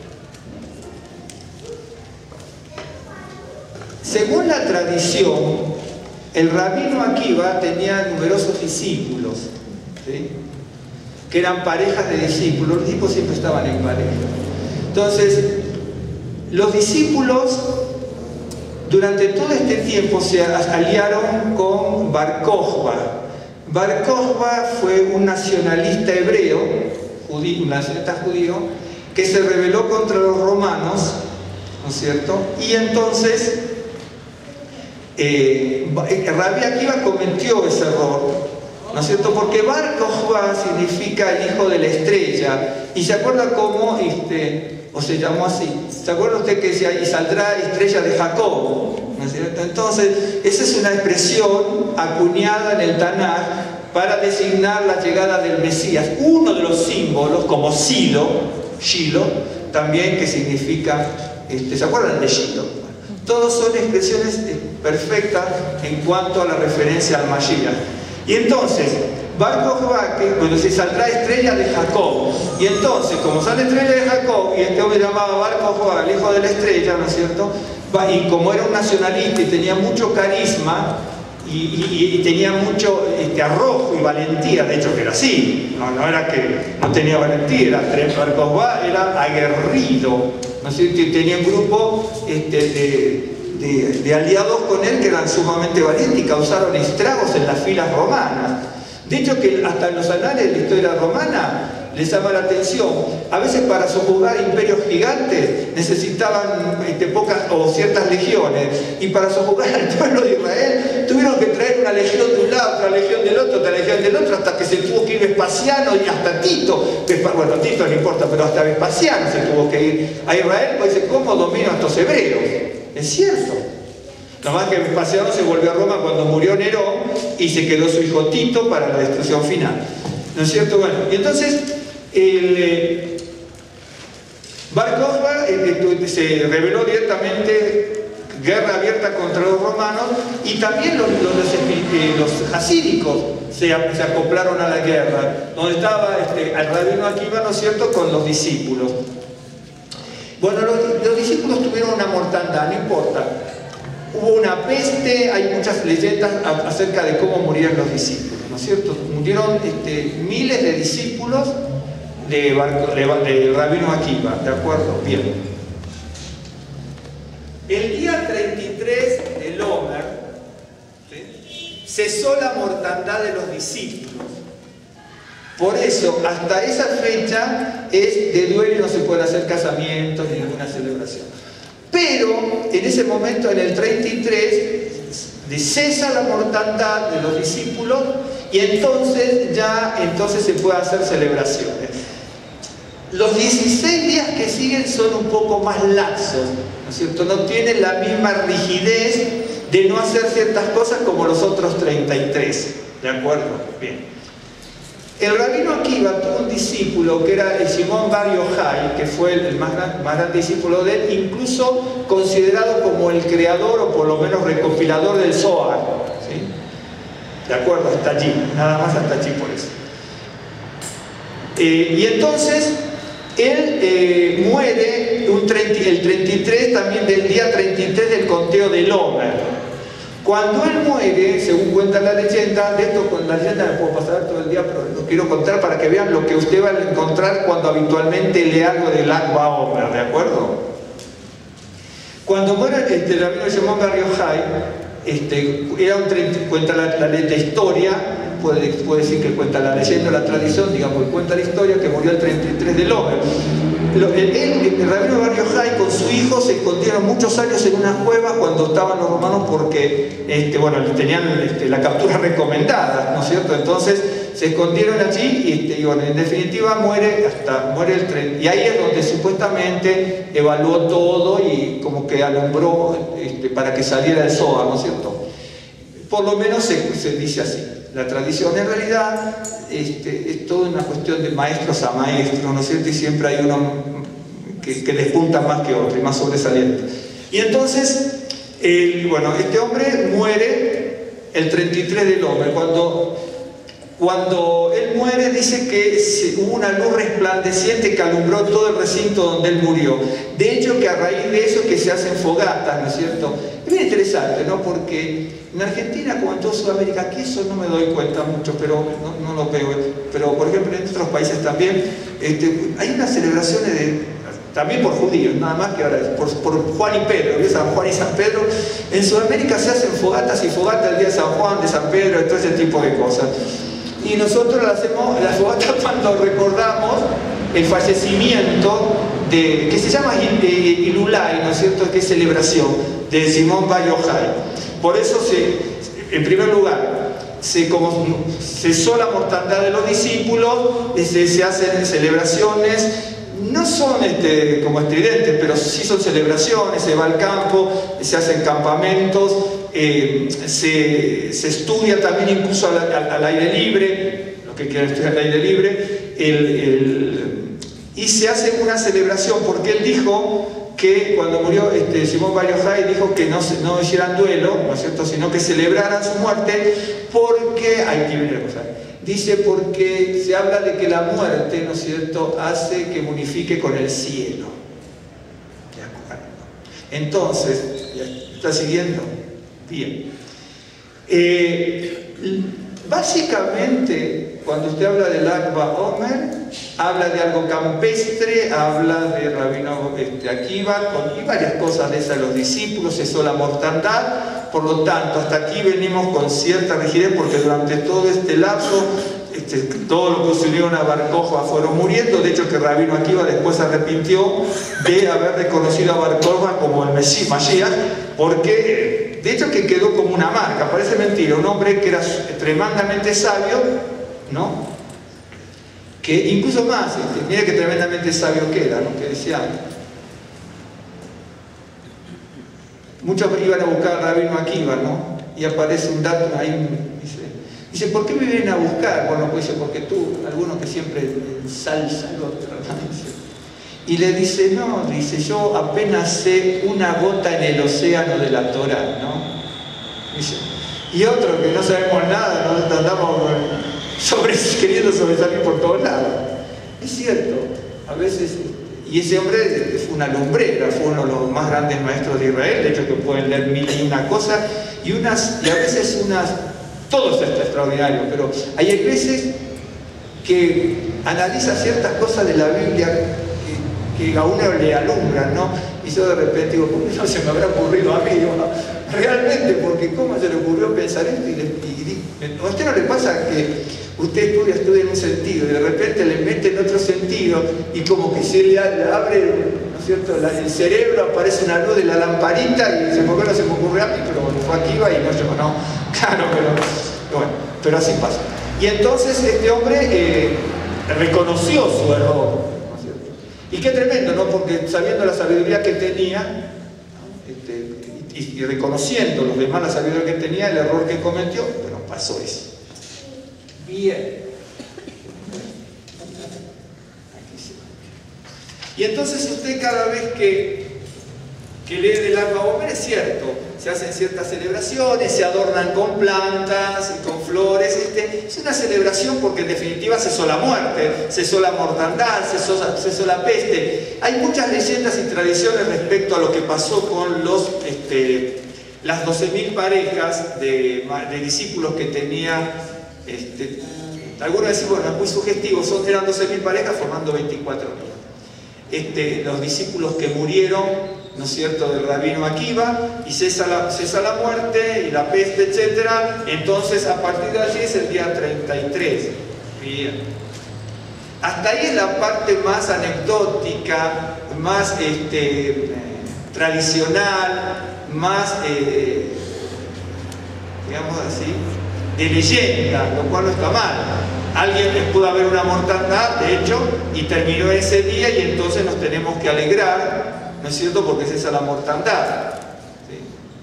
O por lo menos sentirnos mejor, porque en definitiva murió mucha gente. De hecho que murieron, no es que no murieron los discípulos, sí, hubo una guerra, ¿no?, asociada a la tradición también. Y lo mismo el rabino Bar Yochai, con todas las penurias que pasó, encerrado en una cueva durante, creo que fueron 12 años, no lo recuerdo, cuando se me chispoteó y vine a chispotearse, pero creo que fueron 12 exactamente, y luego muere, se alumbra todo el recinto donde él estaba, por eso las fogatas que se hacen y muchas cosas. Me está siguiendo la tradición. Pero yo creo que hay otra cosa, por eso es el 33. Ahora lo voy a borrar porque ya no me interesa más. ¿Esto se lo van a acordar de memoria, sí? Sí. Ya se lo van a acordar, ¿no? Mire que si no se acuerdan se lo pregunto ahora. Porque yo ahora voy a anotar y si me olvido tengo que decir cómo era, pues bien. En la escritura, ahora le voy a nombrar, tengo tiempo para 2 o 3 que me anoté aquí porque sabía que más tiempo le iba a tener. Hay muchísimos casos, donde se nos muestra que nosotros tenemos que volver a la unidad con Dios. Vamos por un caso. Usted vio que la escritura comienza con Bereshit, ¿no es cierto? Bereshit que comienza con la letra B, ¿sí? Entonces, si yo tengo que poner padre, pongo así, ¿sí? A, ¿correcto? Si yo tengo que poner la palabra llegar, tengo que hacer así, invierto y pongo va, ¿sí? Va, va. La palabra padre, y el Señor es nuestro Padre, es Abba, ¿correcto? Si quieren poner con B, es correcto. Los sefardistas y los ashkenazis tenemos alguna diferencia cuando utilizamos las B, ¿de acuerdo? Pero Ab, aquí tengo Ab, que es padre, y a la inversa, va, que significa es el verbo llegar. ¿Me está siguiendo? Ahora, si yo tengo Ab, que es padre, tengo Aleph Bet, y si tengo que llegar, la palabra llegar es Bet Aleph. Ahora, el Génesis empieza con Bet, no empieza con A, quiere decir que empieza con la segunda letra, por lo tanto, ya de entrada me está diciendo que empiezo con la letra 2 que es la Bet, pero que yo tengo que llegar al Aleph, ¿sí? Y entonces, yo tengo el padre que es Aleph Bet, ¿sí? Pero con Va, tengo que llegar al Aleph, por lo tanto, como esta es la B de Bereshit, ¿no es cierto? Estoy en la B y tengo que llegar a la Aleph. Voy del 2 al 1, ¿me entiendes? Siempre en hebreo en las Biblias habla del 2 al 1. Siempre, no saben cuántos casos, algunos que son bien claros para el que lee la Biblia en este sentido. Otro hay que ver las palabras, otro hay que ver las letras en hebreo, pero hay muchísimos casos. Me traslado del 2 al 1, del 2 al 1. Tengo Bereshit. Si comienzo con el Aleph, ya sé que algo me está pasando. Tengo una creación que comienza con la letra Bet, ¿no es cierto? Pero tengo que ir hacia el Padre que comienza con la letra Aleph, ¿sí? Y entonces tengo que llegar al Padre con la letra Aleph. Y claro, la palabra llegar comienza con la Bet y me traslada a la Aleph. Mi creación comenzó en la Bet, por lo tanto tengo que llegar. Acuérdense que la Bet es el número 2 y el Aleph es el número 1 en hebreo.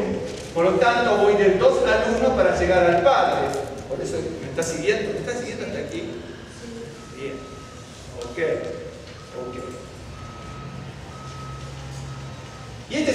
sencillos, los demás son difíciles. Bueno. Les voy a mostrar este sinceramente. ¿Perdón? No puedo. Si ustedes me escuchan, yo puedo levantar la voz. Después me agregan. Bueno, ¿se acuerdan? Moisés tenía 120 años cuando murió. Bien. Cuando salió de Egipto, ¿cuántos años tenía? 80. ¿Cuántos años tuvo en el desierto? 40. Bueno, pero 80 ¿qué es? 2 veces 40. 80 son 2 veces 40. Otra vez se fue del 2 al 1. 40 más 40 es 80, 2. Pero estuvo 40 en el desierto. Para trasladarse de Egipto a la tierra prometida fue del 2 al 1. ¿Me está siguiendo? Miren que estos son los sencillos. Después nosotros tenemos que tener un pizarrón 5 veces más grande que este para anotar todo. Bien. Yo tengo 7 semanas por 7, que son 49 días, ¿sí? ¿Ok? Hoy, mañana, que es el 33 del Homer. 33, que es largo. ¿Me están siguiendo? Entonces tengo el 33, que es 33, aquí. 33. Pero para llegar al 49 me faltan 16 días. Bien.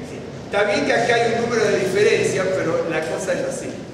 16 más 16, ¿cuánto es? 32. Nada más que acá es 33 porque es el 33. Quiere decir que yo tengo 16, 16 y 16, 2 a 1. Por eso, los dos primeros 16, sumando hasta 16 más 16, al día siguiente, que es el 33, ¿sí? Tengo 2, ¿no es cierto? Entonces, esos 2 son duros, rígidos, ¿sí? Pero me falta el 1 para la unificación, porque tengo que cumplir los otros 16 para llegar al monte y que el Señor me dé la palabra. ¿Me está siguiendo? Voy del 2 al 1. ¿Me está siguiendo? ¿O lo tengo que explicar de nuevo? ¿No? ¿Se entendió? Yo tengo que contar 49 días para llegar al 50º, ¿de acuerdo? Pero hay una celebración que nadie sabe cómo apareció, créanlo. Aparece en el Talmud, ratificada por los gaonitas, que son ciertos maestros posteriores al Talmud, más adelante. ¿Se acuerdan que habían los Tanaí, los Amoraí, los Geonim? ¿De acuerdo? Bien. Los Amoraí, los Geonim. Son distintas etapas, maestros, escuelas de maestros de las distintas etapas de la cultura de Israel. Y entonces, empezando por los Sugot, etc. Y entonces, aparece la fiesta del Lag BaOmer, y todo viene, pues decir, ay, celebramos Lag BaOmer, es cierto, podemos poner plantas, ya decimos, pues se puede hacer una cierta ceremonia de casamiento, hacemos una celebración X, se pueden, los chicos van al campamento, se hacen cierta festividad o celebración, ¿no es cierto? Está muy bien, pero a veces no nos apercibimos del trasfondo de la celebración. Entonces, ¿por qué el 33? Bueno, el 33 es la mortandad. Muy bien. Es el día 33 de ese conteo del Homer es Gavilia en hebreo. ¿Sí? Murió Simón Bar Yochai, discípulo de Rabbi Akiva, ¿no es cierto? Y él dijo que no hicieran duelo, sino que celebrasen. ¿Sí? Porque en definitiva esa muerte era la unificación con el cielo. ¿Me están siguiendo? Ok. Entonces tengo el 33, pero en la Biblia siempre estamos desde el comienzo moviéndonos, ¿no es cierto?, hacia la unidad con Dios, como entonces llamado en hebreo, moverse del 2 al 1. ¿Me está siguiendo? O me tengo que mover al Aleph, que es la unidad. Entonces, acá tengo el 33, pero el 33 sería 16, ¿no es cierto?, para llegar hasta llegar al 49 y el 50º. Bien. Entonces les voy a mostrar como último por lo menos para que tenga una apreciación distinta de lo que es la Lag BaOmer. No es malo cuando uno tiene una celebración, ¿no es cierto?, dejarse llevar por la tradición, lo cual no es malo, y celebrar ciertas cosas y hacer alguna comida no es malo, pero detrás de todo eso es como cuando yo les decía que uno lee una novela, ¿no es cierto?, X, Y uno dice, es una novela policial, ¿no es cierto? Pero a lo mejor detrás de esa novela policial, si uno la lee con detenimiento, hay un trasfondo histórico que el autor lo dejó velado, ¿no es cierto?, para que a lo mejor alguno mucho más adelante supiera lo que verdaderamente pasó. Esa es la realidad. Y así es esta historia. Fíjense qué interesante, ¿no? Se acaba de descubrir unas pinturas y haciéndole con rayos se dieron cuenta de que detrás de esas pinturas aparecen otra pintura romana, ¿no es cierto?, que tiene no sé miles de años, ¿me entiende? Entonces la persona dice, bueno, nosotros vemos esto, pero algunos dicen, ¿será que alguna vez alguien repintó algo, ¿no es cierto?, en los frescos estos romanos y aplicándole rayos, qué sé yo, descubrió una pintura original, ¿no es cierto?, a través de esos rayos, no sé cómo lo hará, porque de eso no entiendo nada. ¿Me entiende? Entonces, nosotros vamos al museo o si estamos en algún lugar in situ donde están esas pinturas que nunca se movieron porque están en piedras, ¿no es cierto? Entonces decimos, mirá, qué hermoso. Pero de repente viene uno que dice, con la tecnología que tenemos y si la podemos hacer mejor, ¿no será que ya esto alguien lo retocó, ¿me entiende? O hizo algo detrás del otro. Y aparecen unas pinturas de cara de hace muchísimo tiempo. Entonces, a veces hay que ver de otra manera, ¿cierto? No porque tengamos que verlo adrede, sino que a veces es así. Ustedes vieron, por ejemplo,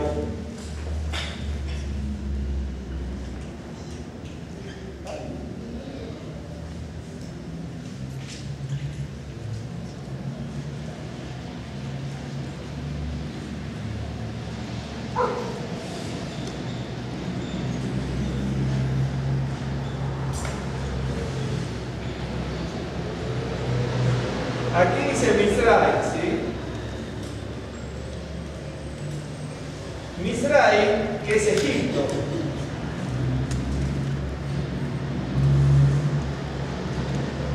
Ok, hasta aquí vamos. Mizraim. Acuérdense que tenemos que salir de Egipto, ¿no es cierto?, de Mizraim, para ir a la tierra prometida. Pero la tierra prometida, siempre cuando se habla de esto, está referida en la Biblia como Canaán, ¿no es cierto?, como la tierra de Canaán. Pero la tierra de Canaán en hebreo no se dice Canaán, sino se dice Kenaán, ¿no es cierto?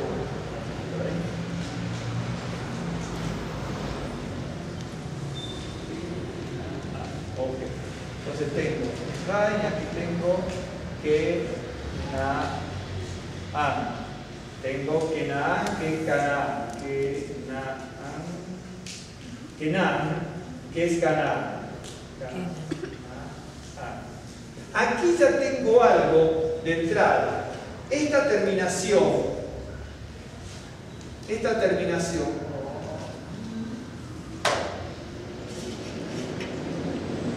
este tipo de, que es la A, la I y la M, esto que está aquí, significa AIM, ¿sí? AIM, A, I, M. Eso en hebreo, esta terminación es una terminación especial en hebreo. Significa terminación dual. Por ejemplo, tengo piernas, regel, raglaim, dos piernas, ¿no es cierto? Ozen, oreja, oznaim, yad, mano, yadaim. Pero la terminación aim no es una terminación común, es una terminación cuando se refiere a dualidad. Por lo tanto, yo tengo acá ya una dualidad, pero me tengo que ir a la tierra prometida, así ya que me voy del 2 al 1. Pero ¿cómo sé que me voy del 2 al 1? ¿Me está siguiendo? Otra vez, ¿por qué? Por el 33 famoso, el 33 del Lag Baomer, ¿no es cierto? No es simplemente una cosa de la tradición, de la cultura, porque cesó una mortandad, por la muerte del rabino y que dijeron que hagan una celebración. Esa es la parte, digamos, más tradicional. Pero los sabios de Israel, con esas cosas, dejaron, ¿no es cierto?, enmarcado todo esto. ¿Está siguiendo? Bien. Entonces, recordar todo memoria, pero igual. Si alguno tiene duda después de esto, fíjese en su libro con la numeración. Esta es una M, y esta es una L. En hebreo la M vale 40, ¿sí? La L vale 30, ¿se acuerda la L de Lag Baomer? ¿Sí? Con la Gimel está la 30. Viene Lamen Men Nun. 30, 40, 50, ¿ok? Entonces yo tengo la M que vale 40 y la M que vale 40, ¿ok? Bien. La Yud vale 10. Después de la Yud va a venir la Kaf que vale 20, que es esta, ¿ok? Entonces, porque a partir de la Yud, ¿no es cierto? Ya vienen 10, 20, 30, no viene 10, 11, 12, ¿ok? Entonces, la Resh vale 200, ¿sí? Y la Tzadik vale 90. No es que vale, es el número que tiene como los números romanos. Y yo pongo, no sé, este número, usted sabe que es el número 11. Sí. ¿Algunos se acuerdan? Yo creo que en la película le ponen el número romano, no sé por qué le ponen el número romano, pero en la película, o en muchas cosas le ponen el número romano. Y también así, cuando usted va a ver, las culturas antiguas tenían, los chinos, los cualquiera tenía símbolos para marcar así, incluso con sus propias letras, ¿okay? Como los romanos, porque tenían las letras que también significaban números, representaban los números. Bien. ¿Cuánto es mi raíz? 380. 380, muy bien. Entonces mi raíz es 380. Lo recuerdo. Viene G, T, Yud, que vale 20, K, 20. Bien. ¿Se acuerdan? La Lamet, esta L vale 30. L, M, N viene, Lamet, Men, Nu. La M vale 40. ¿Sí? Ahora viene la Nu. Acá tenemos dos Nu, esta y esta. Por lo tanto tengo 50, ¿sí? Y 50, ¿sí? Bien. La A vale 70. ¿Cuánto es? ¿Cuánto suma Canaán? 190. 190, pero 190 es la mitad de 380. Por lo tanto voy del 2 al 1. ¿Me está siguiendo? Así que yo no. Porque dice, yo me tengo que ir de Misraim a Canaán. ¿Sí? Acuérdense que la palabra padres es Ab. La palabra llegar es Ba. Génesis empieza con Bereshit, que es el 2, y no con la letra Ale. Ya me estoy dando cuenta de que estoy comenzando con la dualidad. Por lo tanto, si empiezo con algo dual en mi vida, tengo que unificarme y volver a la unidad que es el Padre. Pero Padre comienza con Aleph y llegar comienza con Bet. Por lo tanto, para llegar voy de la Bet a la Aleph. Tengo que moverme. ¿Se acuerda? Por eso Lag Baomer, el 33, tengo dos veces, ¿no es cierto? 16 y 32. El día 33 Lag Baomer. A partir de allí, para llegar al 50º día faltan 16. Pero como en el hebreo me muevo del 2 al 1, los primeros dos son duros. Y ya en el último, como me voy al 1, ya es más laxo. Por eso, a partir del día 16, ya no son tantas las rigideces que se tienen como desde el primer hombre hasta llegar al 33. ¿Me están siguiendo? Entonces, si Israel ya me habla de dualidad, ¿sí? Como Bereshit ya me habla de la letra 2, que es dualidad. ¿Okay? De eso hay tantos midrashim toneladas. Misraim, cuando yo sumo los valores numéricos, a pesar, ya veo que hay una dualidad, ya eso me indica algo. Sumo los valores numéricos, me da 380. ¿Sí? Cuando me voy a Canaán, sumo Canaán, o Kenan, en hebreo, que Canaán, me da 190. Es decir, 190 más 190 son 380. Por lo tanto, ir de Misraim, ¿no es cierto?, de la esclavitud a Canaán, ¿no es cierto?, es salir de la dualidad del 2 a la 1, que es la unidad y la tierra prometida de Dios. ¿Siguieron hasta ahí? ¿Sí? Por eso, desde mi punto de vista, esto es la Akbaón. Por eso es el 33. ¿Siguieron? ¿Sí? Por eso es el 33. Uno se pregunta, el 33, 33, 33, ¿por qué el 33? Y entonces decimos, bueno, 33 porque ahí cesa la mortandad.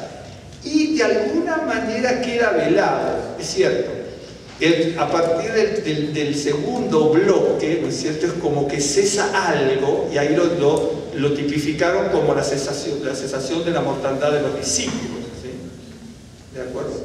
Es como Moisés. Moisés tiene 80 años cuando parte a la tierra prometida, ¿sí?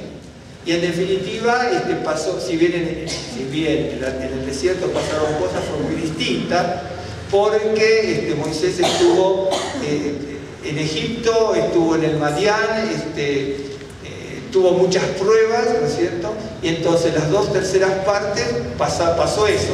La tercera parte, ¿no es cierto?, ya la pasó directamente en la montaña con el Señor. Esa es la realidad. Si bien hay pruebas, una cosa es estar en Egipto y la otra cosa es estar en el desierto, porque dicen que en el desierto te conocí. Por eso para mí, la Paumer puede ser todo lo que le dije al principio, que es la parte más festiva, más coloquial, más de entremés, ¿no? Pero detrás de eso, los sabios de Israel creo que dejaron. ¿De acuerdo? ¿Me siguieron hasta aquí? Vamos a hacer una oración. Bendito Dios y Padre nuestro, Señor, te damos gracias por la vida y la misericordia. Señor, levantamos nuestra oración a tu presencia, rogamos tu bendición y nos encomendamos en tus manos. Pedimos perdón de nuestras faltas, de nuestros pecados, nos humillamos en tu presencia, buscamos tu misericordia y clamamos delante del trono de la gracia para implorar, Señor, la bendición de lo alto sobre nuestras vidas, en nuestras familias y sobre nuestros hogares, para clamar a tu piedad, Señor, sobre nuestra congregación. Y te damos gracias por la vida que nos has dado. Señor, te damos gracias por el perdón de nuestros pecados, por la salvación de nuestra alma. Y te damos gracias, Señor, porque en Yeshua HaMashiach nos sacaste de la dualidad de la vida, Señor, a estar unificados contigo. Bendito y alabado sea tu nombre. Te damos gracias, Señor, por este momento que podemos compartir, hablar de tus cosas, aprender de tu palabra, meditar, Señor, de las maravillas que tú has dejado como enseñanzas en tu palabra y a través de nuestro pueblo. Y te damos gracias, Señor, porque poco a poco podemos ver tu luz crecer y madurar. Señor, rogamos por cada uno de los hermanos aquí presentes y sus familias y los que no han podido venir. Señor, y encomendamos a todos y a cada uno, Señor, para que tú bendigas cada hogar, nos abras puertas de bendición, de prosperidad y de abundancia. Señor, queremos abrir nuestro corazón, recibir de ti. Señor, aclara nuestra mente, líbranos, Señor, de todo pensamiento equivocado, Señor, y que podamos caminar y transitar en tus caminos, en sendas de justicia, por amor de tu nombre. Te damos gracias, Señor. En el nombre de Yeshua HaMashiach, bendícenos en este día de Shabbat, bendícenos cada día de la semana, ábrenos puertas, canales de bendición, bendice los trabajos, los estudios, bendice, Señor, con abundancia de tu misericordia los que tienen relación de dependencia, los hermanos que tienen trabajos personales, los que cobran honorarios, los que tienen emprendimientos, Señor, personales y proyectos. Bendice a todos y a cada uno con bendición grande, así, Señor, como bendices el Espíritu, Señor, la vida y el crecimiento de cada hermano y de cada hermana. Señor, damos a ti la gloria y la alabanza de nuestro corazón. Y te damos gracias, Señor, en el nombre de Yeshua HaMashiach.